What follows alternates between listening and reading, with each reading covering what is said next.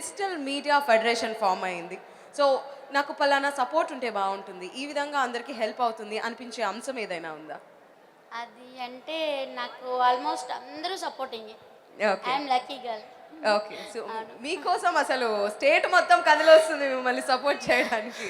ఒక్కసారి కుమారాంటి గారి కోసం గట్టిగా ఓయేసుకోండి. లేదా ఆవిడ డైలాగ్ ఎవరైనా చెప్తారా? ఎనీబడి? మీది మొత్తం? Hey please, I need some noise. మీ బిల్లు మొత్తం ఎంత అయింది? 1000ఆ?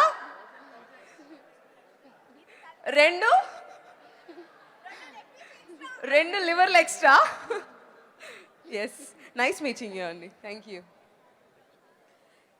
Hello, hi. Hello, hi. ఎలా ఉన్నారు? బాగున్నా. నువ్వెట్లా చాలా ఉన్నావు? చక్కగా రెడీ అయ్యారు. నీ పేరేమిటిది? రేణు.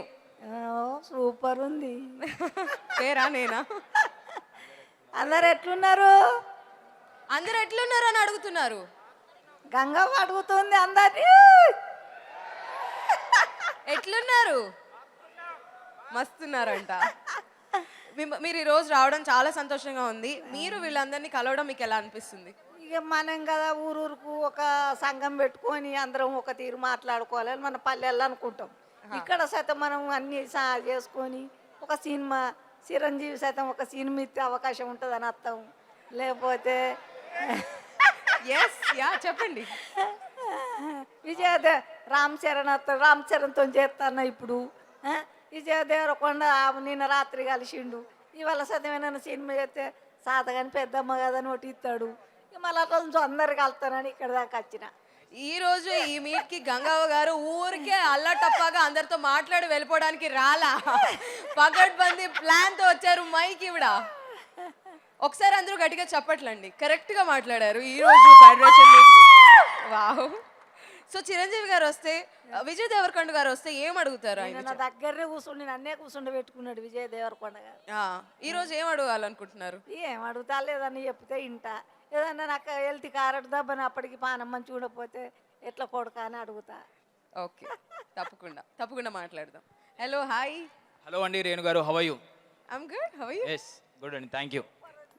సో ఎస్, మీరు చెప్పండి. తెలుగు డిజిటల్ మీడియా ఫెడరేషన్ నుంచి ఏం ఎక్స్పెక్ట్ చేస్తున్నారు? ఎక్స్పెక్టేషన్ ఏం లేదు. నార్మల్గా ఒక యూత్, ఊర్లో ఒక యూత్ ఉంటే మంచి మంచి పనులు జరుగుతూ ఉంటాయి.